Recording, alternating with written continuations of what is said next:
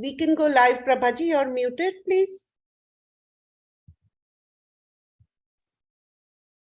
Namo Arihantanam, Namo Siddhanam, Namo Airiyanam, Namo Uvachayanam, Namo Loe Savasahunam. हम 12 भावना के summaries कर रहे हैं बाय स्टूडेंट्स, ताकि ये तो सेल्फ स्टडी किताब है, but this is just so that way to encourage everybody to do the self study. हम कर रहे हैं और बाकी स्टूडेंट्स को भी थोड़ी हेल्प हो जाएगी, जिनके कोई कारण से अगर नहीं कर पा रहे हैं तो कम से कम वो समरीज सुने और किताब जरूर पढ़ें. It is supposed to help you realize how important this topic is, and पढ़ना बहुत जरूरी है. हम शुरू करेंगे प्रिया जी से. Go ahead, Priya ji. जय जिनेंद्र सभी को. Actually, sorry to interrupt. We are going to start with Rupal ji because she has Ekatva Bhavana. That's correct. So let's do Ekatva Bhavana pehle. Yes. Excuse me. This is Rupal Shah, and I am responsible for summarizing Ekatva Bhavana from the book Barah Bhavana by We have videos or audios. In Ekatva Bhavana basically refers to the solitude of the soul. Under this reflection or bhavana, one thinks that the soul is solitaire and is lonely in existence. The soul assumes birth alone and departs alone from the world. The soul is responsible for its own actions and karmas, and the soul will enjoy the fruits and suffer every bad consequence of its own action alone. By focusing on this bhavana, when one believes in the moksha path, efforts will help in getting rid of karmas by ourselves and will lead us to having a more religious life. It is therefore key for one to understand the soul correctly. The idea is to stay in the soul or the Nij Atma, because currently Rag Dvesh directs our lives and is completely responsible for our sansar. And it creates and supports more of our desires and worship to be in an easier sansar. But by worshipping the oneness with one's soul, or the ekatva inner of our soul, it is truly the only support to be worshipped, as the soul is the only realm where true and complete happiness exists. In other words, taking the support of ekatva is ekatva itself. Here, four key distinctions and comparisons with the ekatva are made and are important to understand. They are, number one, ekatva and anitya. Whatever seems to be positive in ekatva, I am one, seems negative in anitya, I am bhed and different. But on further thought, one does realize they're truly one and the same thing. In the end, in all circumstances, from birth to death, the soul is alone. And in all circumstances, it is completely separate from every dravya. In fact, no one can support anyone, even if they tried. This follows the principle of vastu sthiti, where one subject can do nothing for another substance. It therefore becomes important to understand the next comparison, which is ekatva and sanjog. To deny sanjog or circumstance is a bhool, but to accept it as part of us and us being responsible for it is also a bhool. Sanjog occurs, it will keep coming as long as we are in sansar, but it is not part of us. It merely exists. It sometimes may be in the form of a nimit, but to indulge in it is meaningless, and to stay detached from it is key. The reason being that the soul is again in solitude, it is ekatva. We then come to ekatva and akelapan. Akelapan is also part of ekatva. Simply stated, it just means to be alone. It is not to be feared or run away from. It is something to embrace wholeheartedly because it is our soul's ki gun or ki swabhav. It is core to us. Practically stated, when one ponders why one is not giving or somebody and others are not giving us saath, well, that question becomes meaningless under this principle, as no one can really give us saath or help. They can be nimitz, but no one is capable in helping in any other way. By understanding this, the next time when we feel not supported, remember that indulging in the dvesh, in the fact that we get upset that we are not being supported or understood by others, will only bring udasin and will add to our sansar. Instead, when this happens, contemplate on ekatva, and this will help us lead to vidrag bhav, because we now understand the principle as well as the importance of the soul ki gun. So akelapan is not to be considered a curse, but it is a gift. It is a wonder or a vardhan. And lastly, we come to ekatva and charam sharir, or the perfect sharir. If one had the perfect charam sharir, then sansar would automatically be low and our soul would have been progressing far along the moksha path, where siddhatma and keval gnan would be possible and a clear next doable step. Since this charam sharir is not possible in us, and we don't have it currently, then our only goal should be to reduce the sansar, gain vitragta, and gain moksha. As a quick side note, tap will take us to Swarg, but Dhyan gives us Sarvagna, and Akshay Sukh taking us to the path to moksha. In conclusion, Ekatva is who we are. Tattva Vichar and discussion and practice around this is called Ekatva Bhavana. Focusing on the 12 Bhavanas has to bring us peace and joy, or our understanding and thinking about this is all wrong. At the time of death, our body leaves us and we migrate by ourselves along to the next gati. Thus, this proves that we are different than Par, and frankly to say we need to break from Par is meaningless, as Par was never part of us and therefore never separated from us. So to stay in oneself, to be in ekatva with the right gyan, darshan and charitra, and become a siddh is our goal. This ends the conclusion of my summary. Jai Janendra. Thank you. Very good job, Rupal. Thank you. But I will add some more. Himal, I don't know. I don't see what you do. I just want to make sure in the YouTube recording, the correct faces are showing. I asked you to pin. I don't know if you were able to. Okay, great. So maybe your screen shows different than mine. So mine, even when I'm speaking, I don't show on the screen somehow. But that's okay. That could be just my settings. Who knows? Okay, never mind. Okay, so very good job. I need to add quite a few things to ekatva. Okay. So ekatva क्या है? अकेलापन. अकेलापन को English में क्या कह सकते हैं? What is another word? Being alone? Loneliness. Alone, actually. So, Being alone. ekatva is being alone. In the world, being alone is also considered loneliness. Solitude. Solitude is different than loneliness. But being alone is not the same as loneliness, right? Correct. That's Yeah. what I'm trying to explain the difference. Oh, okay. That's what I'm getting at. Okay. So even though practically they both mean the one and the same thing, right? You're alone. Whether you're lonely or not is a different matter, but you are alone. Correct. So you could be alone in solitude by choice, or you're alone because you don't have any relatives living with you.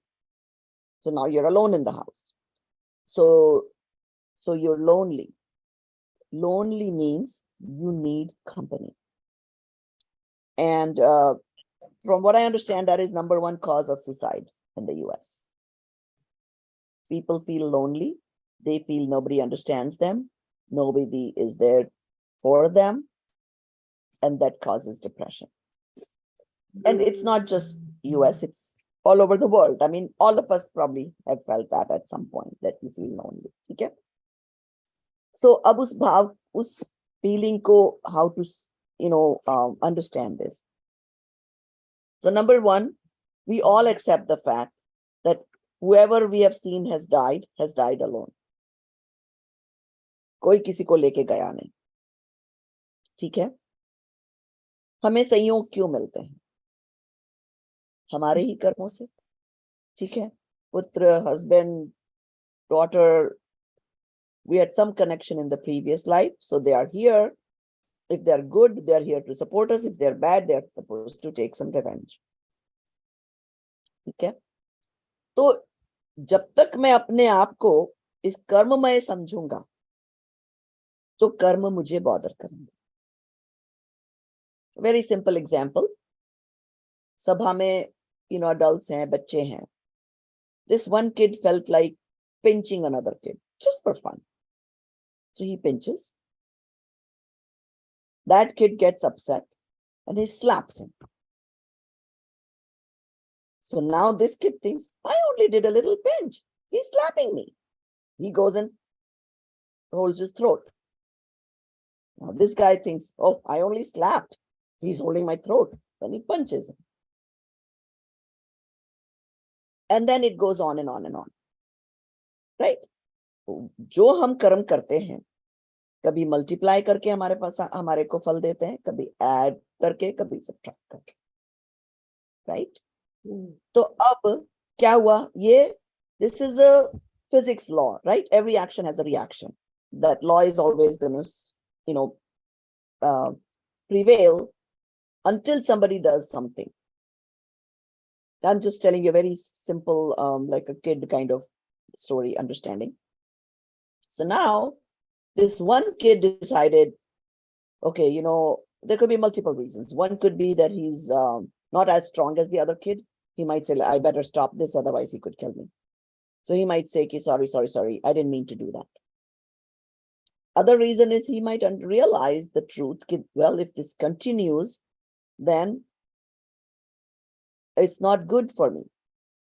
So even if I was not wrong, let me ask for forgiveness and end it right here. So, right, so this is a very simple kid story I told you. Now, this is exactly what happens with us. We are mean to people, we are nice to people. दिन भर हमारे तो भाव तो चलते ही रहते हैं. Every action, every bhav has a reaction that gives us karmas. Which, क्योंकि कर्म मैंने किए हैं, कर्म का कर्ता भी मैं, भोक्ता भी मैं. ठीक है? तो, now if you think about that philosophy, it's a never-ending vicious circle. When is it going to end? Right? Parshvanath की स्टोरी में आता है, कमठ और पार्शनाथ कितने पुराने जन्मों से उनकी दुश्मनी चल रही थी. It all started when they were two princes, and I think one of them used the other person's garden or whatever. उसके झगड़े के बाद में next जन्म में they both took birth as something, and one became sadhu, one became something else. फिर एक ने फिर वो साधु को टॉन्ट मार दिया, तो अगले, I may be not accurate on these stories, I'm not trying to dwell into the story, but just giving you an idea how this goes on and on and on. हमें संयोग कैसे मिलते हैं? Right? Now think about it. You get married, God forbid it's a love marriage or arranged, doesn't matter. Suddenly you're like very much in love with your husband. हमारी Indian संस्कृति के क्या कहती है? ओ, 7 जन्मों का बंधन है. I want you guys to get that, wipe that off your, system. Imagine your husband is going to Narak. Do you want to go along with him? 7 जन्मों का बंधन करना है? हस्बैंड स्वर्ग जा रहा है और मेरे को मौका मिल रहा है मैं महाविद्य में जाके समवसरण में सुन के उसी वर्ब से मोक्ष चली जाऊं. What is more important? Being with your husband for 7 janmas? So, I mean, seriously, think about it. How important this ekatva bhavna is. I'm an individual. I'm not part of this sanyog. और ये हम जितनी जल्दी समझ लेंगे, loneliness will not bother us. And अब I think इसमें है कि नहीं मुझे नहीं पता, पर भारल जी का ये एक एग्जाम्पल है that some parents are going to drop the kid, you know, कब अपने भी बच्चे कॉलेज जाते हैं, you're going to airport. It is there. This example is there. There, I think that's how he gives a train example that, you know, the parents will tell them, अभी इसके बच्चे का ध्यान रखना, उसको बोलेंगे कि अकेला जा रहा है, तो कहेगा अकेला कहाँ जा रहा है भाई, the whole flight is there, there's so many people. But अपनापन नहीं है ना उसको बाकी लोगों से. हम क्या करते हैं, अपनापन कर लो हर किसी से, हस्बैंड से, बच्चे से, इससे उससे. So that is what this ekatva bhavana teaches us, that you are alone. And I don't know if you meant to say anitya bhavana, Rupal, but You didn't say anyatva because I thought she was corrected her. It is mispronouncing it. supposed to Okay, be compared with anyatva. okay. And Do you also get in it, the Rupal? end, when she says udasin, it is actually udas. Okay, word so udas. the first in the beginning of that you were saying anitya, anitya. I think you meant to say anyatva. I That is didn't the pronounce it correctly. I'll change it on the recording. It's okay, don't worry about it. The point is, because if you say anitya, which has a totally No, no, different meaning, Totally it different also meaning. applies, you know, everything else is temporary. But here he was trying to focus on anyatva. I am me alone, I am not anybody else. That was the whole point. Mhm. And I don't want to associate with anybody else. Mhm. They exist for me, but they're not mine. Mhm. They exist just like your husband exists, your kids exist. You have to do your duties because you are right now in this paryay, but I'm by myself. I'm alone. Okay. And when you think about that, you will love solitude. And sometimes we do, you know, you get tired of too much kach kach. I'm like, let me be alone for a while. You know, we do that sometimes too. But, and that is why this ekatva bhavna is very, very much important to understand. एकत्व किससे करना है, अपनी पर्याय से भी नहीं. Because why? Because पर्याय is so क्षणिक. By the time we catch it, the next पर्याय has come. एक समय is a very yeah, I don't know the math, but whatever fraction of a second, which our brain cannot catch. So why should I focus on that moving target? So I am that dhruv which doesn't change. My gun are going to remain the same. So suppose, you know, when you feel guilty, oh my God, आज तो मेरे से बहुत बड़ी गलती हो गई, ये हो गया, वो हो गया. Okay, let go. It was that paryay that did it. It's now you're in a different paryay. Or same thing for the samne wala. Somebody gave you gali. Now you felt bad. You will go on and on and on and on, you know, especially women do this a lot. You go on and on and on for a year, I mean, you know, days, and whenever you have free time, why did that person say this to me? I'm not like that. Why are they expecting so much from me? This, that, go on and on and on. हम क्या करते हैं? चिंतन चिंतन चिंतन. उसकी जगह आत्मा का चिंतन किया होता तो मोक्ष पहुंच जाते. तो then you say, okay, उस person की भी तो वो पर्याय थी ना, वो चली गई. He is a different person now, so forget about it. Let go. So ekatva bhavana teaches you let go. Be with yourself. I was Prabhaji, one of the reasons people do the thinking after, say, I used to do that a lot. Like, you know, I did something wrong. Then I think through the process of it in terms of trying to figure out what exactly I did wrong. And the only reason to do that for me was to figure out, okay, what I need to not do next time. You know? that's okay. That's okay. क्योंकि पर्याय में हम रह रहे हैं ना अभी. हाँ, वैसे हम पर्याय में रह रहे हैं तो ठीक है, वो भी सदाचार तो होगा ना कि आपने किसी को गाली दी तो नेक्स्ट टाइम क्यों नहीं दूं. तो that is fine, you are trying to figure that out. But being guilt, taking that guilt feeling and contemplating, oh मैंने ऐसा क्यों किया, बस that is the one I'm talking about. It's that is quick. You contemplate, okay, I shouldn't have said this. Maybe my tone should have been better, and done with it. So now you learned your lesson, you move on. Right. Because that is important part of the Yes, process that before is you get to important. the point of saying, I'm sorry I did that to you, like, Right, right. and okay. So this is And not that. that part goes in the other one where I said you have to break that chain. Otherwise, the chain will go on and on and on till the next life and the next life and the next life. Somebody has to break the chain.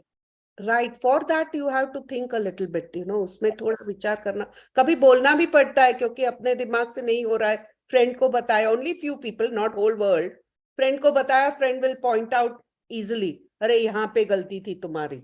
So then you say, okay, now I know what it is, I won't repeat that. At least I'll work towards not repeating it. कभी तो पता है फिर भी हो जाता है in the moment, ऐसे भी होता है कभी, मगर most times you try not to. So, but at the same time, in the back of the mind, keep that is not me. I'm not Paryay. Again, I keep reminding you guys, you're just an actor at the time. You're acting as a friend when you said something wrong to your friend and now you're feeling sorry for it or whatever it is. That's still. And when you're in that acting mode, do everything that is necessary, but yet be alipt from it. Okay. So, and again, and then okay, while doing that also, you can have this bhavana that I am alone. I came alone, I'll go alone. Okay, this friend, this kid, whatever it is a temporary. I'm playing this role. And I might as well play it amicably, nicely, this role, and be done with it. Because while I'm in Praryaya Buddhi, I'm going to keep on having this chain reaction until I break it. Okay.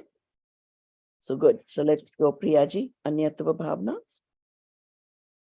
Prabhaji, I saw Rekha ji had raised her hand. Haji, boliye Rekha ji.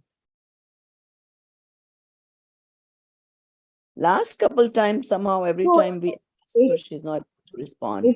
Rekha ji, last time भी एक दो बार मैंने आपका नाम लिया. आप video आपका on हो सकता है क्या? देखो अगर इंटरनेट की स्पीड ठीक हो तो. थोड़ा सा उसमें क्या प्रॉब्लम हो जाता है तो आई कीप इट ऑफ. कोई बात नहीं है, इट्स फाइन. पर कई बार क्या होता है, आप जब जवाब नहीं देते हो तो हम वंडर करते हैं कि कहाँ चले गए. चलिए, आप क्या एक दो क्लासेस और रहती है तो by the time end of the day no gets very slow. Classes और हो जाती है तो आई अंडरस्टैंड. तो आप बताइए कुछ पूछना था. या एकत्व भावना, आई मीन बीइंग अलोन, अपने आप में रहना है ना. यस, एकत्व मतलब अपने से चिपकना, दूसरों से नहीं चिपकना. मैं ही हूँ. तो अपनापन किस में करना? अपनी आत्मा में, सामने वाली की आत्मा में नहीं. सामने वाले को भी ध्रुव दृष्टि से देखना कि उसकी भी आत्मा के वैसे ही गुण है, पर अपनापन सिर्फ मेरी आत्मा से करना. सो एकत्व से एक्चुअली मीन्स अपनापन. ठीक है ना? एंड देखो, आई थिंक संसार में हम रियलाइज करते हैं जिससे हमारा अपनापन होता है ना, उसी में हमें सबसे ज्यादा मजा आता है. राइट? कोई हमें फ्रेंड बहुत अच्छी लगती और this is my best friend, क्योंकि मुझे उसमें अपनापन है, तो मुझे सबसे ज्यादा मजा उसी के साथ रहने में आता है. राइट? तो इसलिए जब आप अपनी आत्मा में एकत्वपना करना सीख जाओगे तो you will love solitude. You will love अकेलापन. In fact, my colleague, we had to drive to Philadelphia and back, and we stayed overnight with a friend who is also Swadhyay. We had very interesting discussion. So, वो बोल रही थी कि वो अब she just practices meditation and staying in herself, trying to experience the soul, basically. So, she was trying to explain to me the process she went through. Not everybody has to go through that process. फिर बोलती है पहले तो मुझे husband से एकत्वपना था, तो I obviously when you're just newly married and whatever, and then she was explaining, then she says कि फिर then I started having ekatva with guru. Then I wanted to do everything for the guru and this and that, and then another guru, and then she was explaining to me how she related that to Meera and Krishna ka apnapan, then Radha or Krishna ka apnapan, and sort of all that thing she was explaining she went through, which nobody has to necessarily go through. But the point is then she started finally coming to herself, that focus on my own soul type of thing. But she was saying because she was trying so hard with this meditation process that she went through all those phases. So meditation is a process of ekatva only. Dekho, I mean, meditation ek to, yes, when we are not the type who jo gyan se see, eventually you have to do the bhed. Agar bhed gyan hai, to you're meditating all day long, because continuously aap bhed apna एकत्व अपने आप से कर रहे हो, अन्यत्व दूसरे से कर रहे हो. But if you're not doing that, then you sit, and for an hour or two or whatever, you do whatever you think you can. So that part can be possibly different for different people. But करना काम वही है कि हम ज्ञान कर रहे हैं ऐसा समझना है, भेद ज्ञान करना है, अपना एकत्व संयोगों में नहीं डालना है. And anything other than me is sanyog, including my body. ठीक है ना? तो I would recommend कि 24 घंटे meditation करो. 24 घंटे be aware that you are different. You are separate from all the sanyogs. What you just described is written in detail in Asuchi Bhavana. Yes. That page in Asuchi Bhavana is so Phenomenal. Unreal. Say the number so everybody else can point out and Yeah, go I was just checking. It is page, I think this is 95, 96 and 97. Oh, acha, it's not come yet. So maybe whoever does the Suchi Bhavana will cover will it. do it. But it is very powerful. Very powerful, those pages. Prabhaji, I wanted to add something, till now.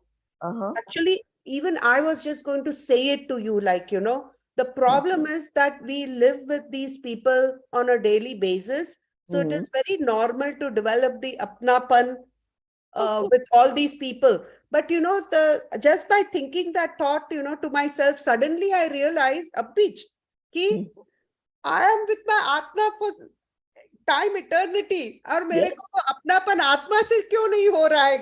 वही तो problem है. हम सोचते हैं इतने से दिन साथ रह गए हस्बैंड से, साल 2 साल में तो अरे सब कुछ वही हो गया, और मैं तो आत्मा से कितने सालों से हूँ. And that is how the Asuchi Bhavana actually begins the chapter. And it says, not only that, the funny thing is, it's funny. I was just telling my son who is just getting married, right? I'm like, okay, this girl who is coming in your life is just come. Just remember your parents, your siblings, they're not Now tell him your Atma also. But it is not easy. We've had such conditioning, right? Of being with our body, being with other people, right? I mean, I had such a great time with my grandson, but it's like I have to constantly remind myself that, the kind of passion that I have towards him. Yeah, that happens a lot to the grandmothers. I mean, this is another, वो भी बहुत एक बड़ा big deal है कि वो मूल से ब्याज प्यारा बोलते हैं. The grand kids are more, you love them more than your own children sometimes, because with your own children, you had all these, problems also coming along with it.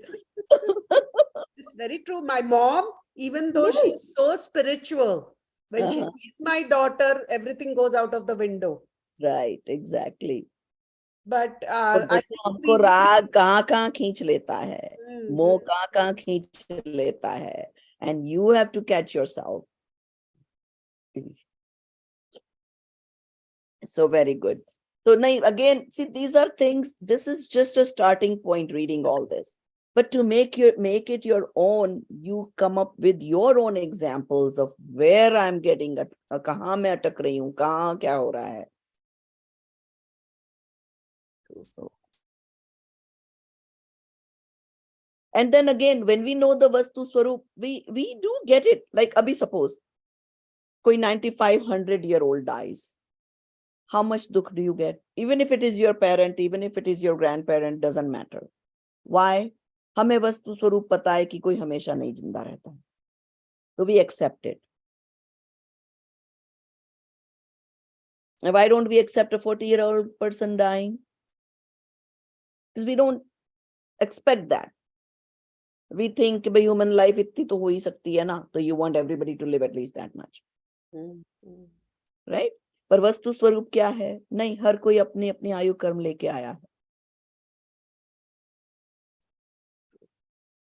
तो चलो अन्यत्व भावना without much delay.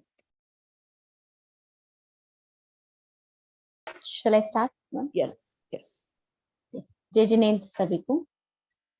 जैसे कि अभी रूपल जी की summary थी एकत्व भावना, उसमें स्पष्ट किया गया है कि कोई भी सुख दुख का साथी नहीं है, यह संपूर्ण अकेले ही भोगना पड़ेगा.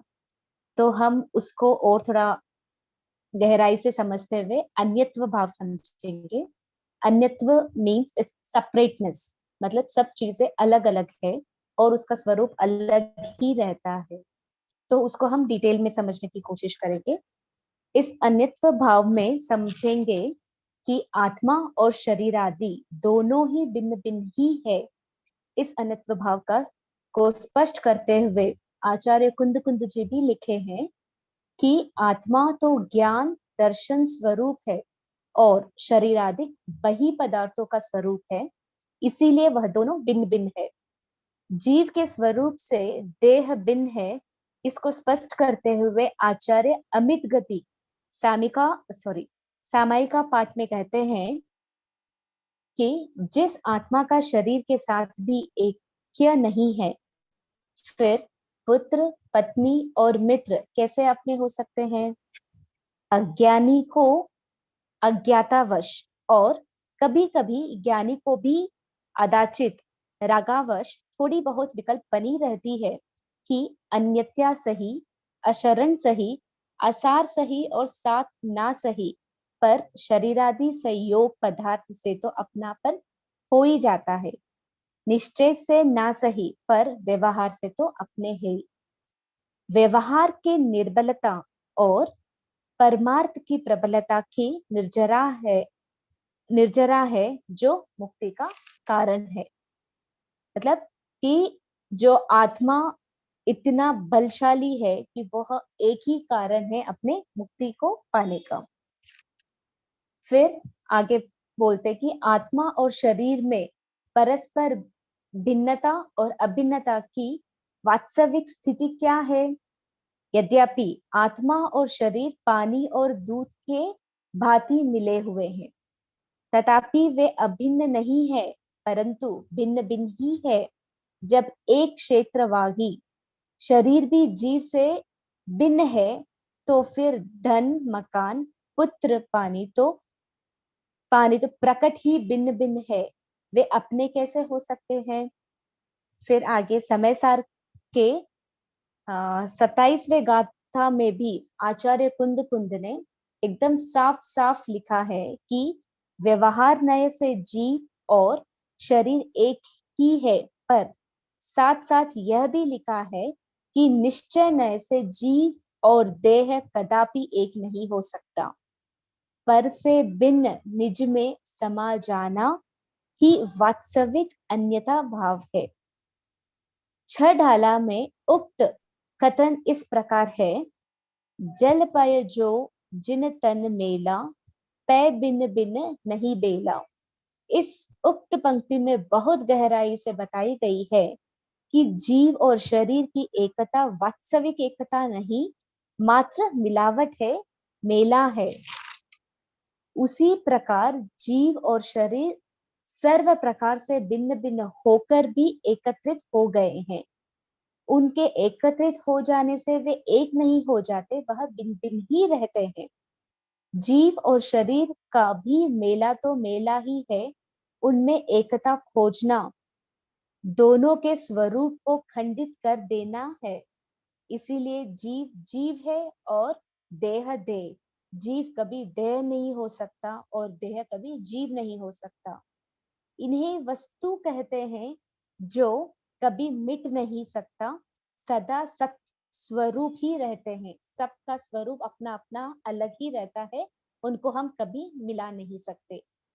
विभिन्न संयोग के मेले में खोए निज, एक्चुअली जो अन्यथा भाव का चिंतन क्या है, यह कि विभिन्न संयोग के मेले में खोए निज शुद्ध आत्मा को खोजना, पहचानना, पाना, उसे सबसे भिन्न निराला जानना, उसका ही सदा चिंतन करना, उसकी ही भावना भाना, उसी का ध्यान करना, उसी में जमना रमना, उसी में लीन हो जाना, विलीन हो जाना, उसी में संपूर्ण समा जाना ही अन्यत्य भाव के चिंतन का मूल प्रयोजन है। अब ये तो जान लिया कि अन्यत्य भाव क्या है। अब इसको हम कैसे प्राप्त कर सकते हैं? पर से एकत्व और ममत्व तोड़ने के लिए पर से अन्यत्व का चिंतन जिस गहराई से होना चाहिए, जब तक उस गहराई से नहीं किया जाएगा, तब तक पर से प्रति होने वाले एकत्व और ममत्व को नहीं तोड़ा जा सकता। इसीलिए सतत प्रयास अत्यंत आवश्यक है। लगातार प्रयास करते रहने से एक ना एक दिन अवश्य ही घटित होगा। यदि अंतर की रुचि जागृत रही, विवेक कुष्ठीन ना हुआ, तो एक ना एक दिन में एकत्व में ममत्व में बादल विघटती होगी, राग के तुंत भी टूटेंगे।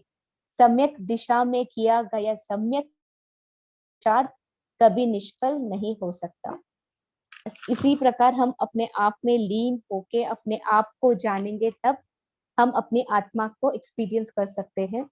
यही अन्यत्य भाव का मूल कंक्लूजन है। This is my summary ma'am. Very nice. Very nice. जय Jinendra. Jai Jinesh.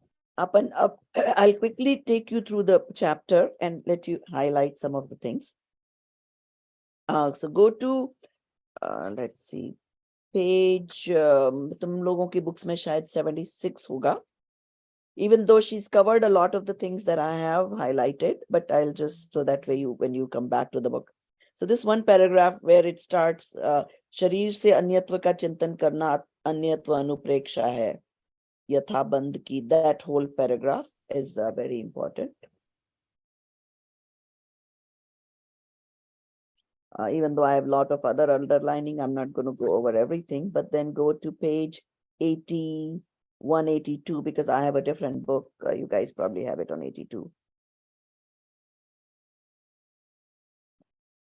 So, Sarva Pratham Sutikshan Drishti se, that's the process he's explaining. Do you all have that paragraph? Say it again.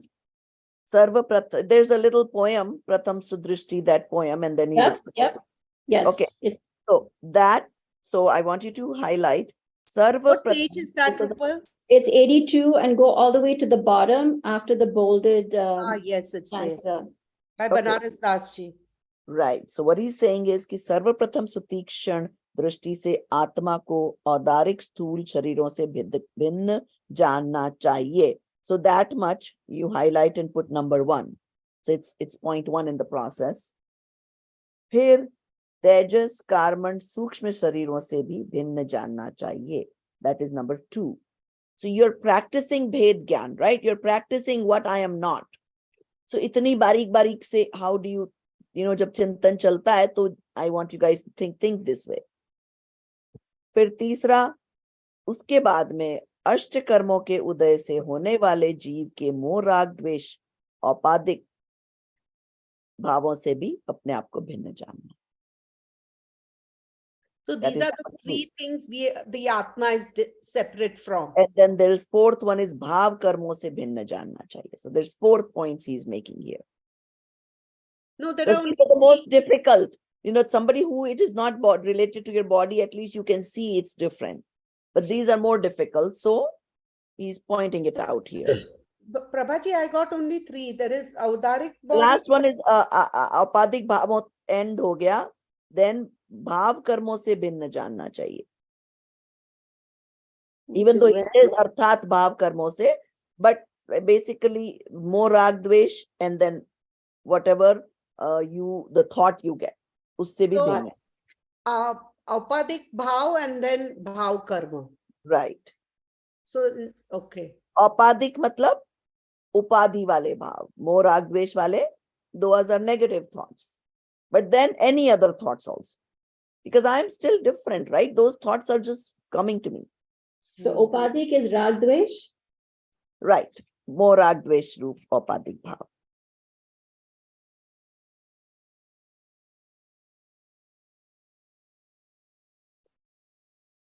Okay. Now, so there is one important thing she said in between. कि आत्मा कितना strong है versus something else. Do you remember that sentence, Priya ji? It's okay if you don't. The Yes, point ma'am. is this. हम बोलते हैं, right? Every time we say अच्छा तो फिर मैं क्यों नहीं कर पा रहा हूँ? Okay, fine. We answer that as कि हमारा मोह इतना तीव्र है. अनादिकाल से हमने शरीर से अपनापन किया है, तो it's carrying on. Now, but what they're saying is कि आत्मा में इतनी शक्ति है to destroy all these karmas in a matter of seconds. जो अनादि से आपके पैकेज भर के लेके आए हो. But if you could really, I mean, obviously जो लोग मोक्ष जाते हैं उनका क्या होता है? कई लोग तो एक क्षण में मतलब something strikes and it's instantaneously they get it and they go to moksha. So what happens? All those atma has so much shakti कि अनादि के पुराने कर्म का सब एक few seconds में भस्मीभूत हो जाता है. तो वो शक्ति हमें realize करनी. I'm so powerful. I'm a peaceful soul. I'm a powerful soul. I mean, even if you constantly think, give you a good feeling about yourself. कि मुझ में ही सारी शक्ति है. मेरा कुछ बिगड़ता है तो भी मैं ही रिस्पॉन्सिबल हूं. अपना कुछ भी बिगाड़ने की भी शक्ति मुझ में है और अच्छा करने की भी शक्ति मुझ में. I am my own best friend and yet I can be my worst enemy.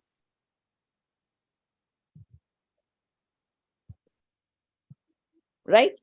It's like अपने आप से ही इकट्ठी कर ली. What are we doing right now? हमें अपनी आत्मा से ही, शुद्ध आत्मा से ही इकट्ठी है. इसलिए we don't pay attention to it.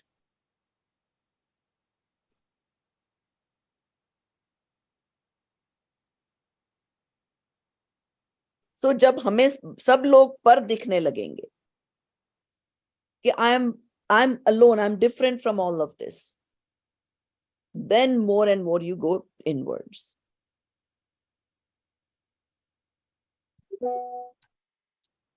क्योंकि जो एक्टर है, अभी मैं वाइफ का रोल निभा रही हूँ, समझ लो नाटक में, राइट? जो कोई टीवी शो ले लो, whatever it is, right? If that lady who is acting as a wife, if she doesn't keep in mind that I'm not really his wife, I need to go home and take care of my own children and husband, what will happen? Big disaster. नाटक करने गई थी, उसी को अपना husband समझ लेगी तो क्या होगा? राइट? तो वैसे ही हम अभी नाटक कर रहे हैं. अपने आप से मत अलग हो जाओ. Sometimes you watch these romantic scenes and you wonder, bichare, these ladies are married and what must be her husband thinking? But so how strong they have to keep that in mind कि नाटक है. तो हम जब वो इतना सब कर सकते हैं तो हम नहीं कर सकते सब नाटक में? And still be with yourself?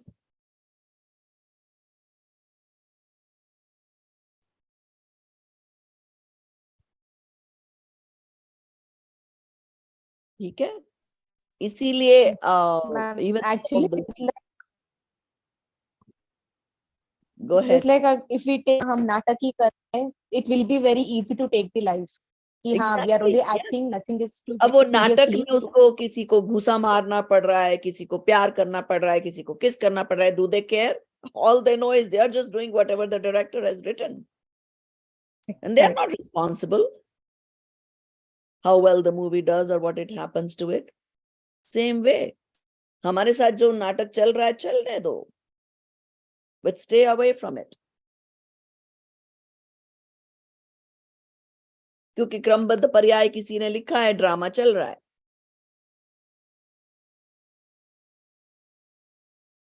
Right? So it makes it easier to understand. चलो next, अशुचि भावना. किसका टर्न है? आज की रिकॉर्डिंग सुनेंगे हम. Hemal, you're muted. Prabhaji, I wanted to ask you a question. What does vilas mean? Vilas and vilasai. Give me a second, I'm trying to think of the right word. Indulgence. Indulgence. And vilsai is also indulgence. Tell me where it is. I have to know the sentence. Not over here. It's just these words have been popping up a lot in the translation. But over here it is there, you know, in this. Oh, vilasai. Oh no, this may be different. Wait a minute. एक वस्तु स्वतंत्र रूप से अपनी अपनी सत्ता में विलास कर रही है, फाइन. किसी का किसी से कोई हस्तक्षेप नहीं. तो ये विलासाय, here they mean Vilas, I think, in this दोहा. क्योंकि वे वस्तुएं संपूर्णतः भिन्न भिन्न है. जब जीव इस प्रकार का चिंतन करता है तब उससे उसके पर पदार्थों में ममत्व उत्पन्न नहीं होता. See? Where is this? This is on page 84, I think, for you guys. That bolded अपने अपने सत्व को सर्व का वस्तु विलासाय. So each, all the way to the atom level, everything is in its own, is indulging in its own properties. Can you say that again? So every dravya to the atom level is indulging in its own properties, not in somebody else's properties. Oh. The fire doesn't take water's properties. It's indulging in its own property. Own And we are the foolish people who are not indulging in ourselves and indulging elsewhere. Got it. Ma'am wanted to know the meaning of samkit. Where are you reading? Ma'am just came across this word in Chardal. Samkit, like samakit, ki something else you were saying? It's samakit. Samkit. Okay, samkit is samyak darshan. Okay. It's just used differently as a, maybe adjective or, in a certain grammar, it's used differently. It's paryayavasti of samyak darshan, okay? It's used as nishchay samkit. That's the term used. Right. So nishchay samyak darshan, basically, yes. And again, nishchay is all with your atma, right? Being with yourself, anything related to that. So, okay. Are we ready for the next person for Ashuchi Bhavana? Yes, I have Ashuchi Bhavana over here. Seemaji will be. Hasn't she done one already? No. No? This is, No. yeah, with the Barah Bhavana, I don't want any repetition. Yes, yes. Okay, fine. Okay. So, chalo, theek hai. So, play it and put the video on, what do you call this? Gallery mode? Gallery. Yes, yes. Thank you. अशुचि भावना. शरीर की अपवित्रता का विचार करना ही अशुचि भावना है.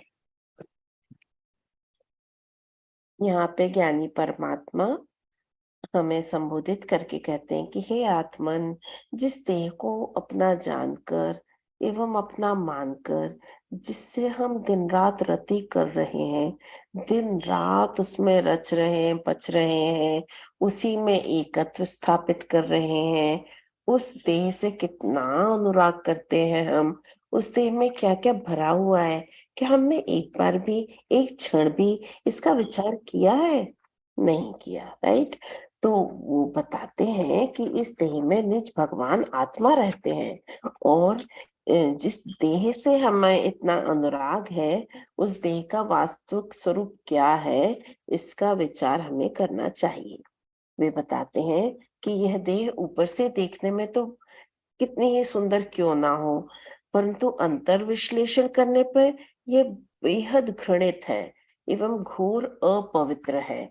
यह शरीर मांस, खून, पीव, विष्ठा, गंदगी, मल, मूत्र, पसीना आदि का घर है और हड्डी, चर्बी आदि अपवित्र पदार्थों से युक्त है। इस शरीर में से 9 द्वार में से निरंतर मैल निकलता रहता है। यह शरीर ऊपर से तो मक्खी के पंख के समान पतली चमड़ी से मड़ा हुआ है, मतलब एक सुंदर सी स्किन की लेयर है, और परंतु इसलिए बाहर से वो सुंदर भी लगता है, किंतु यदि उसकी भीतरी हालत का विचार करें तो उसमें अपवित्र वस्तुएं भरी हुई हैं। इसलिए उससे ममत्व करना, अहंकार या राग करना व्यर्थ है। जैसे हम मान लो कभी कोई टीवी पे कोई सर्जरी देखे, या फिर अपन को भी जब चोट लग जाती है तो तब हमें पता चलता है कि चोट लग जाती है, फुंसी हो जाती है तो क्या क्या निकलता है। किसी को फेस पे पिंपल्स हो जाते हैं, किसी को सर में जुए हो जाते हैं, किसी को दांत खद खुजली हो जाता है। तो ये सारी चीजें हम खुद ही एक्सपीरियंस करते हैं ना। किसी को सर में डैंड्रफ हो जाते हैं, तो कभी कंजक्टिवाइटिस हो जाता है। तो ये सारी चीजें हम एक्सपीरियंस करते ही हैं। फिर तो सो वी नो अबाउट कि क्या है शरीर की अपवित्रता। फिर वे ये भी बताते हैं कि यह देह अत्यंत अपवित्र तो है ही, अस्थिर भी है, घिनावनी भी है, इसमें रंच मात्र भी सार नहीं है।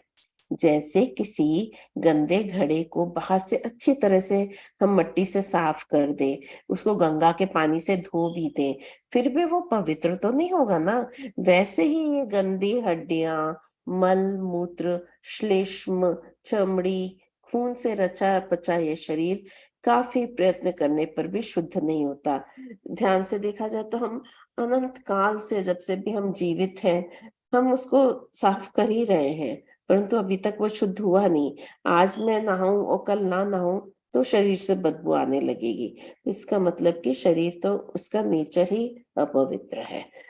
फिर वो बताते हैं कि ये शरीर सागरों के जल से धोए जाने पर भी शुद्ध होने वाली नहीं है। चमड़े में लिपटी शोभायमान दिखने वाली ये जो देह है, वो 7 प्रकार की कुधातुओं से भरी हुई मल की मूर्ति है, क्योंकि अंतर में देखने पर पता चलता है कि इसके समान अपवित्र अन्य कोई पदार्थ नहीं है। एंड फिर और बताते हैं कि इस देह का स्वभाव दुर्जन के समान है, क्योंकि इसमें दुर्जन के समान पोषण करने पर दुख और दोष उत्पन्न होते हैं, और शोषण करने पर सुख उत्पन्न होता है। फिर भी हम मूर्ख जीव इससे प्रीति बढ़ा के रखते हैं, मतलब हम we are so affectionate towards our body. तो अनादिकाल से देह को धोने के बाद भी यह वैसे ही शुद्ध नहीं होती जैसे कोयला धोने से सफेद नहीं होता। वस्तुतः इस देह का श्रृंगार करना मलमूत्र के घड़े को सजाने जैसा कृत्य है। यही नहीं, इसके संपर्क में आने से केसर, चंदन, पुष्प जैसे पवित्र पदार्थ भी अपवित्र हो जाते हैं। जैसे हमने खीर खाई, उसमें खूब अच्छे अच्छे मेवे डाले, इलायची, केसर सब डाली और फिर खाई, परंतु जैसे ही शरीर के अंदर गई उसके बाद तो फिर वो अपना पूरा डाइजेस्टिव ट्रैक्ट से होते हुए और सब धातुओं में कन्वर्ट होते हो, रक्त बनेगा, उसका वीर्य बनेगा, मज्जा बनेगा, मांस बनेगा, वो सब बनेगा, राइट। फिर सबसे लास्ट में उसका विष्ठा बन के वो बाहर एक्सपेल हो जाएगी। So basically we know that all this is going on within the body, okay. परंतु ये सब जानते हुए भी हम पता नहीं क्यों बार बार स्नान करके अपने शरीर को स्वच्छ करते हैं, चंदन का लेप करते हैं और सोचते हैं कि हम पवित्र हो गए।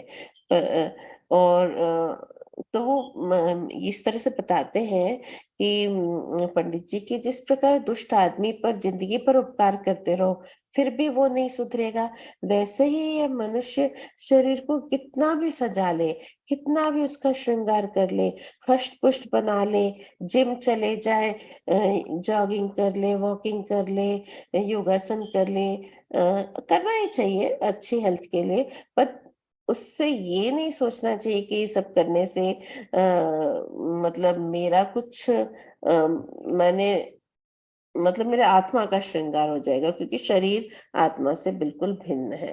तो ये वापस गंदा होगा, स्वाभाविक अपनी दुर्गंध को नहीं छोड़ेगा, और क्योंकि ये मलिन है इसका स्वभाव, इसलिए हमें बार बार इसको क्लीन करना पड़ रहा है।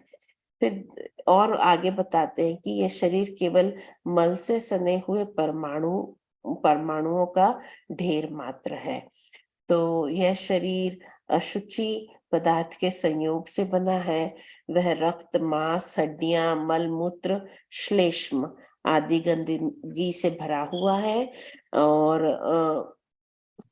उत्तमोत्तम पदार्थ के संसर्ग से मतलब इस शरीर के संसर्ग से उत्तरोत्तम पदार्थ भी अशुचि में परिवर्तित हो जाते हैं। मतलब अच्छे से अच्छी चीज अपन खाएं या लगाएं, वो भी अपवित्र और गंदे ही हो जाते हैं। ऐसे शरीर का क्या मोह करना।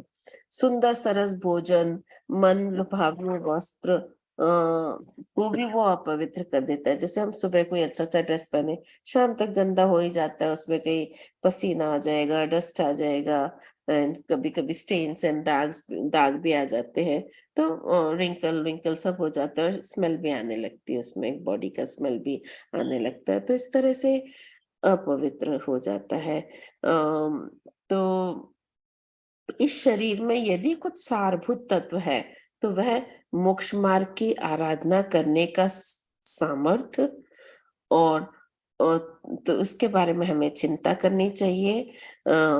और अच्छी तरह तैयार किया हुआ जो हम शरीर में स्वादिष्ट और सरस भोजन जो देते हैं, वो तो विष्टा बन के हम में जुगुप्सा घृणा ही पैदा करता है।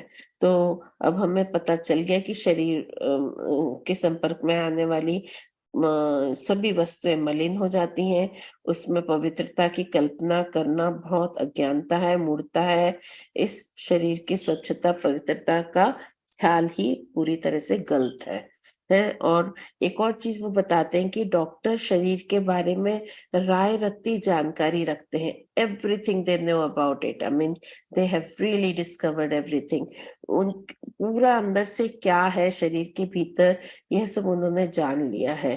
फिर भी उसकी वास्तविकता को जानने के बाद भी वो शरीर के प्रति आसक्त रहते हैं, और उनको ये बोध होने के बाद भी कि ये सब किस तरह के मतलब पुद्गल परमाणु से बना है। जैसे कहते हैं ना, किडनी भी रिप्लेस हो जाती है, दांत भी रिप्लेस हो जाते हैं, और सो मेनी ऑर्गन ट्रांसप्लांटेशन हो जाता है, परंतु उसके बाद भी उनका यह ज्ञान इतना सतही है कि बस माथे में जानकारी भरी है, वो अनुभव में आचरण में नहीं आई है। क्योंकि वो जानते हैं कि जब कोई शरीर का वियोग होता है आत्मा से, तो शरीर पड़ा रह जाता है, और फिर कितना ठंडा भी पड़ जाता है, और स्मेल भी आने लगती है।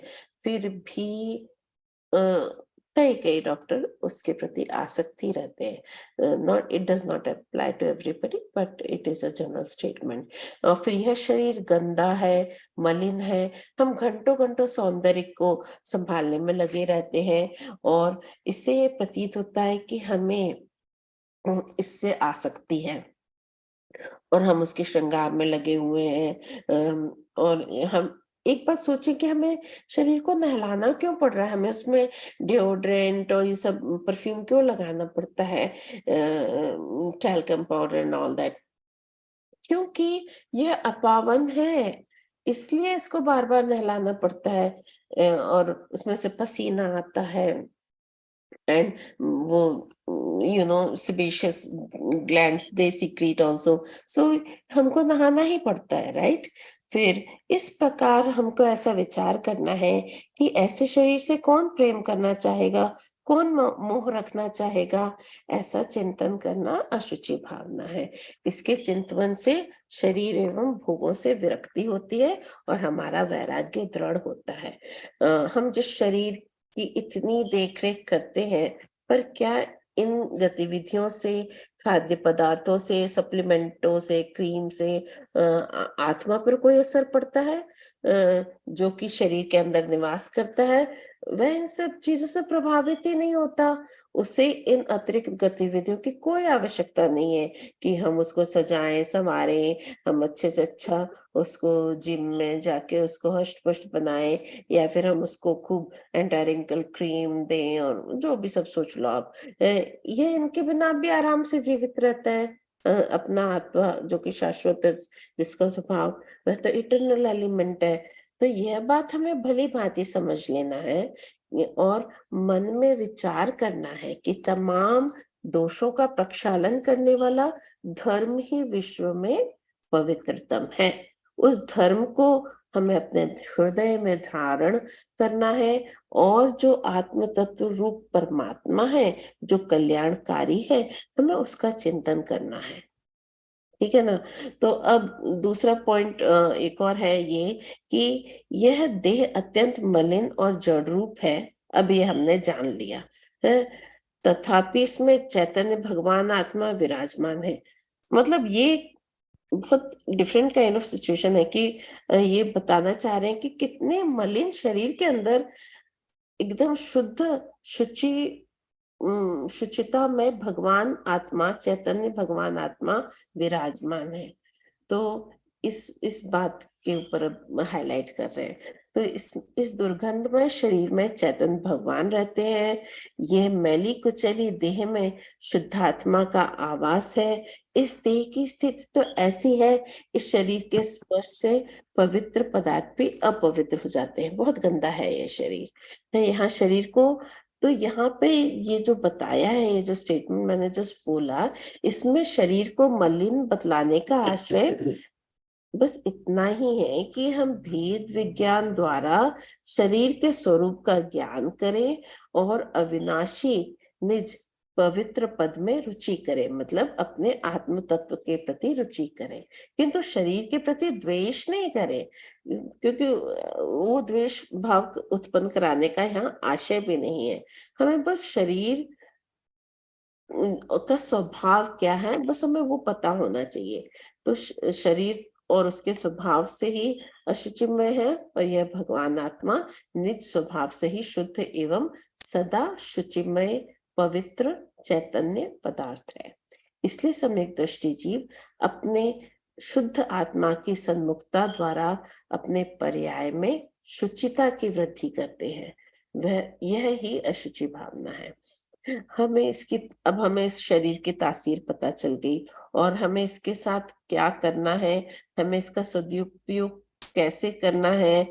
हमें शरीर का सौंदर्य ना बढ़ाकर अपने आत्मा का सौंदर्य बढ़ाना है, क्योंकि मेरा यह प्रयास शरीर को सुंदर बनाने का कई कई बार किया गया, परंतु मुझे सिर्फ इसमें असफलता ही मिली है। माने कि हमें बार बार इस संसार में रखड़ना ही पड़ा है, बार बार नया शरीर धारण ही करना पड़ा है। तो बट फिर भी आश्चर्य की बात तो ये है कि इस महामलिन देह में रहकर ये आत्मा, भगवान आत्मा सदा निर्मल रहा है, और यह निर्मल आत्मा ही परम ज्ञेय है। तो ये अब हमने अच्छे से इस पॉइंट को पकड़ लिया है। So the true nature of the body is to decay and age. We must cultivate the thought that the body is separate from the soul, and the soul is pure and not contaminated by any of these things. So इसका स्वरूप, शरीर का स्वरूप रमने योग्य नहीं है, in fact ये छोड़ने योग्य है। इसलिए हमको इतना महान जो मानव शरीर मिला है, उसको पाकर हमें महातप करना चाहिए, क्योंकि इस नरदेह पाने का सार अकेला यही है कि हमें आत्महित अपना कर लेना है। तो इससे हम अपने दुर्लभ बंधु शुभ भव को सार्थक कर लेंगे। तो एक और यहाँ पे बहुत अच्छा पॉइंट है कि अस देह करे के म्यारी। तो इसमें क्या है, देह के अशुचि स्वरूप को बहुत वैराग्य उत्पादक चित्रण करके इस तरह से कहा है कि ये देह इतनी अशुचि है, उससे क्या प्रेम करना, और इनफैक्ट इसका स्वरूप रमने योग्य नहीं है, अपितु यह छोड़ने योग्य ही है। शरीर जिसमें आत्मा प्रतिष्ठित है, उसे सजाने संवारने की अपेक्षा साधने की आवश्यकता है। संयम आदि से शरीर को साधा जाता है। सधे हुए शरीर में रहकर आत्मा के अनंत ज्ञान दर्शन गुणों को प्रकट किया जाता है। उदाहरण स्वरूप सनत कुमार चक्रवर्ती ने अशुचि भावना का, जब चक्रवर्ती सनत कुमार को अपने रूप का दंभ हो गया था, तो परीक्षा करने आए ब्राह्मण रूपी देवों ने कहा कि राजन, तुम्हारा यह शरीर तो रोगों का वास है, असंख्यात कीटाणु इसमें भरे पड़े हैं, इसलिए इस पर गर्व मत करो। पर देवों के कहने पर राजा ने पात्र पर थूका और थूक में बिलबिलाते हुए असंख्यात कीड़े दिखाई दिए। उसी पल उन्हें सनत कुमार चक्रवर्ती को शरीर की अशुचिता का भान हुआ और उन्हें शरीर से वैराग्य हुआ। इस प्रकार हमें हमारे आचार्य और पंडित जी संबोधित करते हुए कहते हैं कि हे आत्मन, देह यदि अपवित्र है तो रहने दे, इसे अपवित्र तुझे से क्या लेना देना, तू तो इससे अत्यंत भिन्न परम पवित्र भगवान आत्मा है।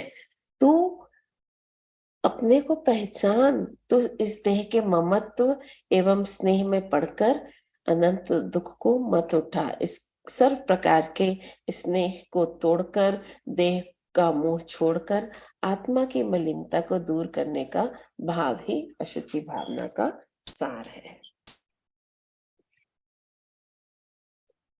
Is it done? Yes. Okay. Okay. Okay. This is for the rest of you. I think she didn't realize ki it's gotten too long. This was almost, what was it? 18 minutes. Very long. Okay. So we don't want to, and I mean, it was like 4 or 5 times I thought she's done. So we need to learn to do it within between 5 and 10 minutes, no longer than that. Okay. And it was a lot of repetition. That's okay. So did she cover that page 95 that you were saying, Hemal? No. Okay. I actually think it needs a read. It's a really, really amazing. Quickly read. Does everybody have a time? We started maybe 5-6 minutes, so we are actually above our time. Yeah. But let's finish this Ashuchi Bhavana. So why don't you read that quickly, the page that you think is Y'all important? can get to page 95, okay, if y'all have your book. On that, if you go to the third paragraph, which starts with Samay Aane Par. Do we have? Yeah. Everybody has? It's right there. Yeah. So I'm going to start. समय आने पर जब यह आत्मा चिदागम के अभ्यास एवं सद्गुरुओं के सत्समागम से उपलब्ध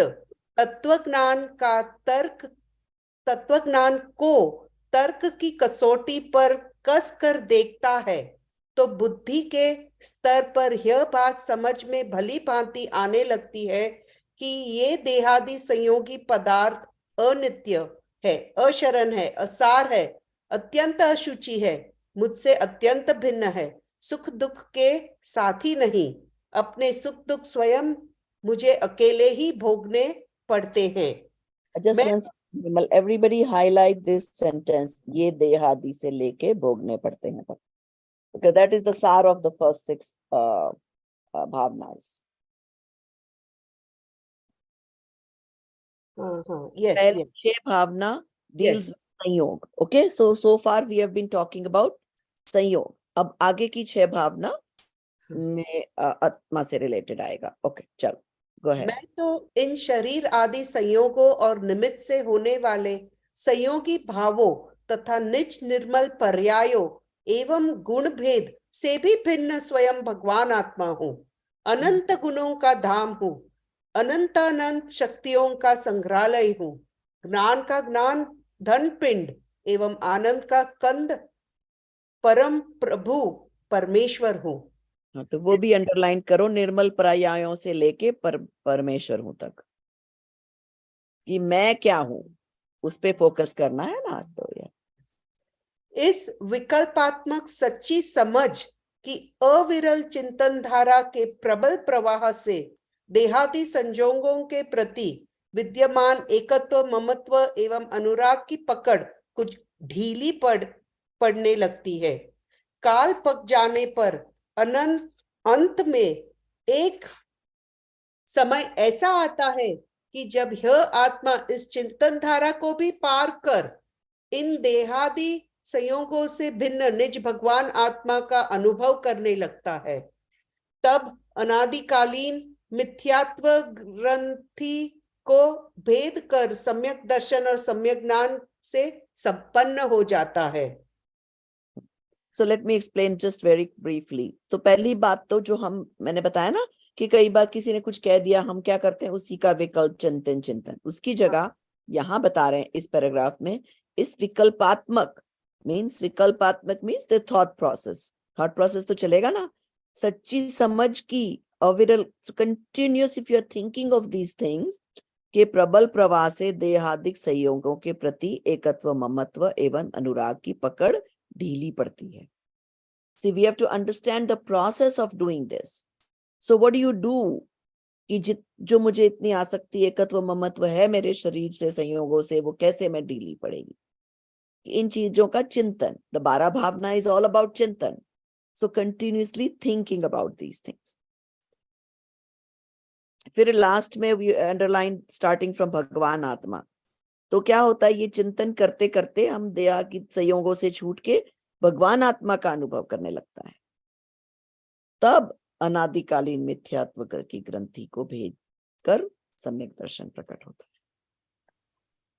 Very nice. So beautiful. I love the part where he says ढीली पड़ती है, पहले ढीली पड़ती है, फिर छूटता है। It's amazing.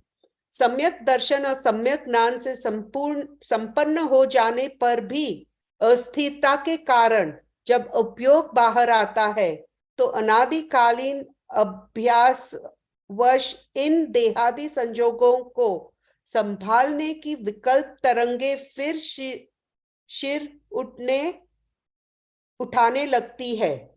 यद्यपि उनमें वह जोर तो नहीं रहता जो मिथ्यात्व की उपस्थिति में रहता है, तथापि चित्त तरंगित तो हो ही जाता है। ओके, सो देखो इसमें क्या फिर से विकल्प तरंगों की अस्थिरता।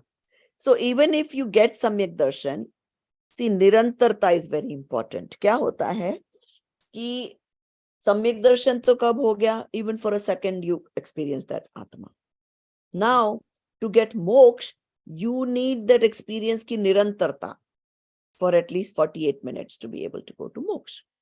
अब उसको लाने में दिक्कत जाती है। So that is why I tell you guys to not like sit in meditation for 1 hour, 2 hours, Swadhyay 2-3 hours you will do. But if you have the thought process in the back of the mind, you can do it 24/7.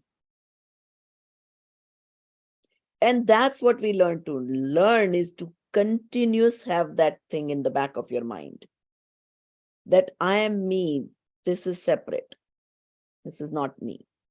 No matter what is going on. You don't have to just have that feeling while doing Swadhyay. You should have this feeling 24/7. Even when we are cooking, taking a bath, Time, yes. taking your child Even to the when you're park. fighting with your husband. Even when If we in are the back of the mind, if you have, I'm not this, I'm just doing this drama. Imagine, you'll probably start laughing in between. That is so true. It will help big time, ma'am. Very nice. Next paragraph. यद्यपि देहादि संजोगों के प्रति होने वाला एकत्व, ममत्व और अनंत अनुराग उपशमित हो गया है, तथापि अप्रत्याख्यानादि संबंधी अनुराग तो विद्यमान ही है।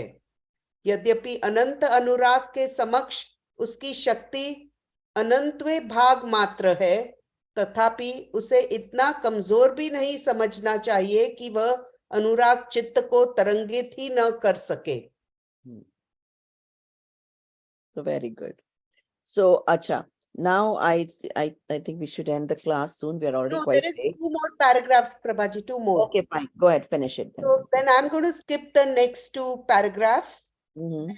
ज्यो ज्यो यह चिंतन धारा प्रबल से प्रबलतर एवं प्रबलतर से प्रबलतम होती जाती है, त्यों त्यों उक्त अस्थिरताजन्य विकल्प तरंगे निरंतर कमजोर पड़ती जाती है, और ज्यों ज्यों वे विकल्प तरंगे कमजोर पड़ती जाती है, त्यों त्यों यह चिंतन धारा और भी अधिक प्रबल रूप धारण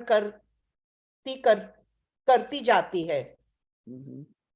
चिंतन की यह प्रबलता उक्त विकट तरंगों को उपशमित कर स्वयं ही उपशमित हो जाती है और आत्मा निर्विकल्प समाधि में समा जाता है। This is the So most this beautiful. is the process for मुनिराज। अब जिनको सम्यक दर्शन हो गया है, अब उनकी क्या प्रॉब्लम है कि चारित्र की कमी है। तो चारित्र मतलब क्या? Staying in the soul. सम्यक दर्शन is knowing the soul well, फिर उसमें जमना रमना इस चारित्र। तो क्या हुआ कि मुनिराज फिर क्या करते हैं, इसलिए उनको कंटिन्यूअस रहना पड़ता है। अब वो कंटिन्यूअस जब नहीं रह पाते तब वो शुभ एक्टिविटीज कर लेते हैं, but then once they are continuously become, तो वो तरंगे कमजोर उनकी, जैसे जैसे वो जितना जितना ज्यादा इसके चिंतन में रहते हैं तो चिंतन धारा प्रबल हो जाती है और बाकी चीजें कमजोर पड़ जाती है। And that is the process of now when we say किसी को तो फ्यू सेकंड्स में हो जाता है, अब फिर ऋषभ देव को इतने हजारों साल क्यों लग गए? इट्स ऑल अबाउट पुरुषार्थ। कौन कितना तीव्रता से पुरुषार्थ कर पाया, उस हिसाब से उसको टाइम लग जाता है ना। So okay, so we're done with this chapter. No, one last paragraph. After Okay, this, हाँ. this is the most beautiful paragraph. It explains this whole samadhi thing very well. Okay. अंतर का जोर कमजोर पड़ते ही समाधि फिर भंग हो जाती है, फिर वही क्रम आरंभ होता है। विकल्प तरंगों का उठना, उनके विरुद्ध ज्ञानात्मक चिंतन का जागृत होना, प्रति समय विकल्प तरंगों का निर्बल और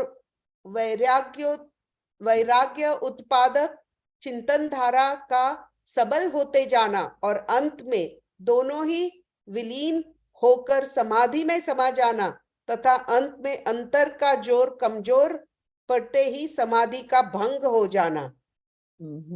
इसी प्रकार की चिंतन प्रक्रिया यद्यपि चतुर्थ और फिफ्थ गुणस्थान में भी चलती रहती है, तथा तेजी नहीं होती जो मुनि अवस्था में पाई जाती है।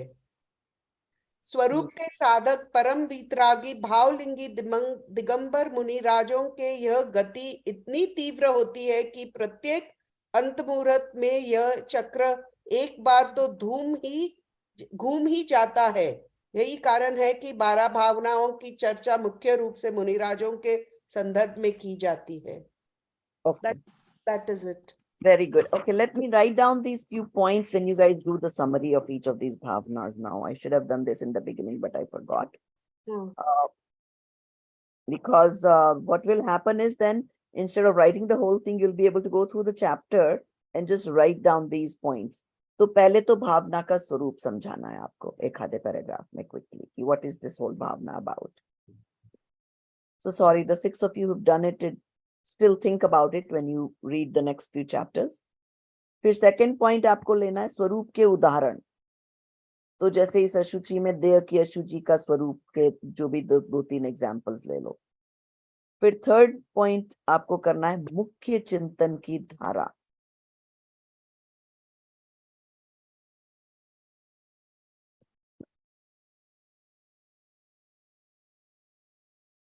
तो मुख्य चिंतन की धारा में ही will give you couple of example who said what, that type of thing. Okay, then इस भावना से मुझे क्या लाभ है।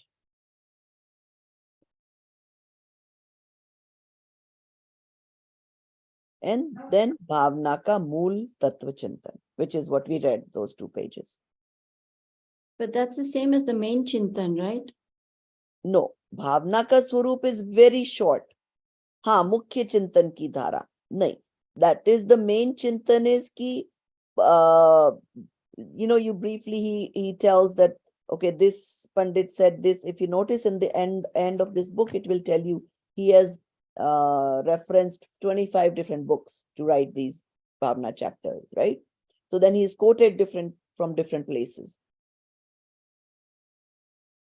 And then Bhavana ka Mool Tattva Chintan. तो तत्व से कैसे रिलेट करती है भावना, वो जो चिंतन है उसकी बात कर रहे हैं. ठीक है. So for example, in this book, in this my book of this chapter, I have just numbered 1 2 3 4 5. I mean, wherever I found in the book, okay, this is number 3, this is like मुख्य चिंतन की धारा, तो मैंने वहां वो number 3 कर दिया कि इस पैराग्राफ में मुख्य चिंतन की धारा है. फिर नंबर 5 मूल तत्व चिंतन, वो मैंने लिखा है पेज 93 पे. उक्त संपूर्ण कथन का संक्षिप्त सार मात्र इतना ही है कि स्वभाव से ही अशुचि देह के ममत्व एवं अनुराग में ही यह दुर्लभ निर्भव कमा देना उचित नहीं है. That is the number 5, मूल तत्व चिंतन. Where is that? Where is it? It's on third paragraph after that bolded tu nit pokhe. What page again? 93 should be in your page, in your book. हाँ, तू नित पोके उसके बाद के पैराग्राफ में है. Third paragraph है उक्त संपूर्ण कथन का संक्षिप्त सार. हाँ, yes. So that is the Where? number 5. Where is it? Where? Go to page 94. Huh. And it's the third paragraph. Ukta Ukta- Sampurna yeah. Katha. Got it. Right. Now, for number 1, Bhavana ka Swarup, I have, after that, the next paragraph. इस प्रकार हम देखते हैं. Mhm. If I were to do this summary, I would read from 4th line, Anitya Bhavna mein mrityu ki charcha karke, that from that point to the end of the paragraph.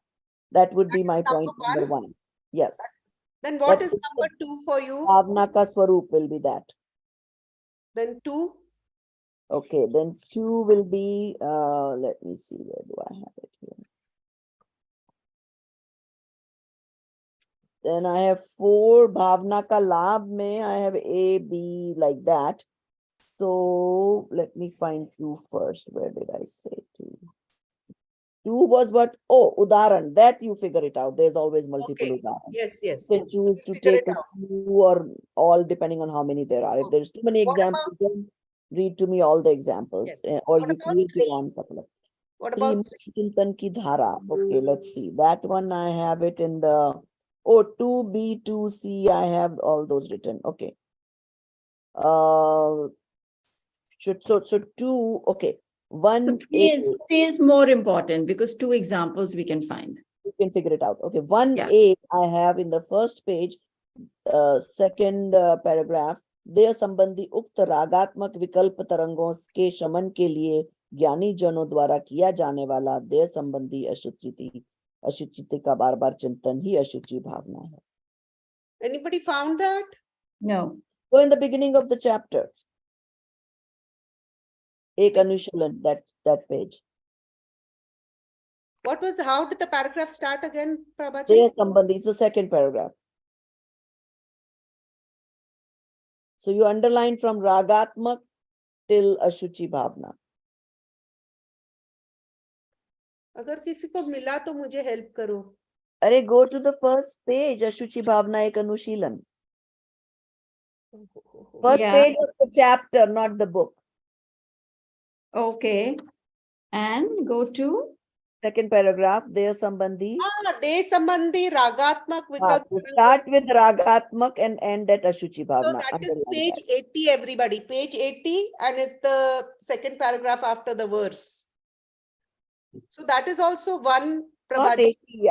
In my book it's 87, so it must be 88 in your book. No, it is 80. Oh yeah, that is 88. Sorry, you're right. ये numbers मुझे पढ़ने में गलती हो गई. कोई बात नहीं. So everybody got it now? 1A is on page 88. Right. I put that as 1A. Uh-huh. That is just, because I did the Bhavana ka Swarup in two parts. Uh-huh. Then number two, somebody was asking, even though you can make your own examples, quickly I'm going to go through. Uh-huh. पल रुधिर राग के बाद वाले paragraph में there is a place where it's second line, 9 द्वारों से निरंतर घृणास्पद मैल पदार्थ ही बहते हैं. Just that much I underlined for 2A. So that's one example. Number 2 is चमड़े में. Then you go next page. दे पावन के बाद वाले पैराग्राफ में you have चमड़े में लिपटी शोभायमान दिखने वाली देह कुधातुओं से भरी हुई है. So that is another, like example. मल मूर्ति है वैसे वाला. But anyway, I don't want to go through all the details now. Number 3 क्या है? मुख्य चिंतन. Okay, you guys wanted to know that. Okay, so 3 is, if you go down to the, so after this they are pavan bold, next paragraph 2B, 2C, those two paragraphs, I only underlined the important line, not the whole paragraph. Then 3A is that third paragraph, is देह का स्वभाव दुर्जन के समान है, that one. Where are we You now? found that? No. Go on page 89. हाँ, दुर्जन के समान है. So it's page 89 and it's the second last paragraph. इसका yeah. इस Is देह देह का का स्वभाव. स्वभाव दुर्जन के समान है. Got it. And then the paragraph after Nirmal apni bhavna bolded. That paragraph. अपनी आत्मा अत्यंत ये देह पवित्र का घर है, हे भव्यों इस प्रकार जानकर इस देह के स्नेह छोड़ो और निज भाव का ध्यान करो. That is Got it. also 3. 3, yes. So that is all मुख्य चिंतन. Okay. Okay, and then let's see here. What else did we What cover? about 4? We need 4. 4. Okay, let's see, where did I put 4? And 4 we said was, what am I getting from it, right? Yes. So that is your own thing. So I have here 4B, 4A must be somewhere else. Let's see, 4A. Okay, yeah. 4 लाभ है जो इस let's see 95 page पे, we already read all this. इस विकल्पात्मक सच्ची समझ की अविरल चिंतन धारा, the one that I explained to you guys what to do. एकत्व ममत्व एवं अनुराग की पकड़ ढीली पड़ने लगती है, वो that is That is all. 4. 4. 4A I put it, so I have multiple points, so that is 1 point. Then I have 4B, which is process in detail, which comes after the last paragraph you read, Hemal.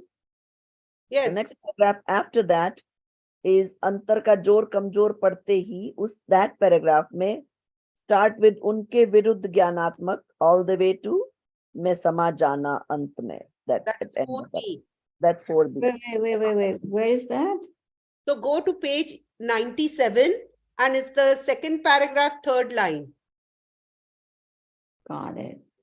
So that's a process in detail again, okay? So and it starts, which one are you going from? Gnanatmak Chintan? के विरुद्ध ज्ञानात्मक, yes. From there till the end of the program paragraph. Then the last page of the chapter, the paragraph where it says अनवरत रूप से चलने वाली, you highlight from चारित्र मोह संबंधी अनुराग and all the way till क्षीणतम होता जाता That है. is on page 97 for us and it's the second last paragraph. इस स्थिति पर पहुंच जाने का, is that one? It's No, the no, one no, that no. starts with Anavarat Roop Se Got Chalne it. Wali. And Right. that's number 5? 4C. Number 4. Or 3, got it. So just the the couple of sentences, चारित्र मोह संबंधी, that one. Then ये आत्मा अनंत काल तक के लिए अपने में ही समा जाता है. Then समाधि कभी भंग नहीं होती, काल का अनंत सुख भोगता है, all that. Okay? And I already told you the 5. So ideally, I would want you guys to try to summarize in this fashion. Okay. I'll try to put it in the group so that Right. people, with the group coordinators, so then they can share Right. it with their teams. Right. So try to, because then you've gotten that whole bhavna very thoroughly. true. You've thought through it Dolly in so many different ways. Okay. right. Dolly ji, your team is going next. Is your team feeling prepared? I think so. Instead of Seema ji, it's Bindu ji who will be summarizing. She will be forwarding me the whole record. Okay. Amita ji has already forwarded and expecting others to forward to me all the recordings as और well. अगर जो recordings भेज रहे हैं, अगर आप video recording भेज दो तो और भी अच्छा रहेगा. Because Okay, when ma'am. you do on YouTube, it will be nice to play a video, you know. There's only one issue. Last 4 pages, it's Vidita ji who's supposed to summarize, but I'm not getting any kind of feedback from her. So it's a request, ma'am. There's nobody else. So if Okay. I can No, listen. Can you talk to Hetal ji if she can contact Vidita ji what's going on? done, ma'am. Right? Yep. Because I know Hetal has been trying to come as and when. I've seen her every so often. Yes. I'll So do let's that. try if we can. Otherwise, catch Parul. Parul might do it. The one Okay. from Virginia. Okay. Is she on? Parul ji. Okay, fine. I'll try to talk to Parul ji as well. Yeah. So I'd rather get somebody different. So, you know? Okay. Yeah. Okay, ma'am. Okay. सहजानंदी शुद्ध स्वरूपी अविनाशी हूँ आत्म स्वरूप सहजानंदी शुद्ध स्वरूपी अविनाशी हूँ आत्म स्वरूप सहजानंदी शुद्ध स्वरूपी अविनाशी हूँ आत्म स्वरूप निज निधि निज में बताई यह अनंत उपकार है इसके लिए जिन वाणी माँ को वंदना शत बार है वंदना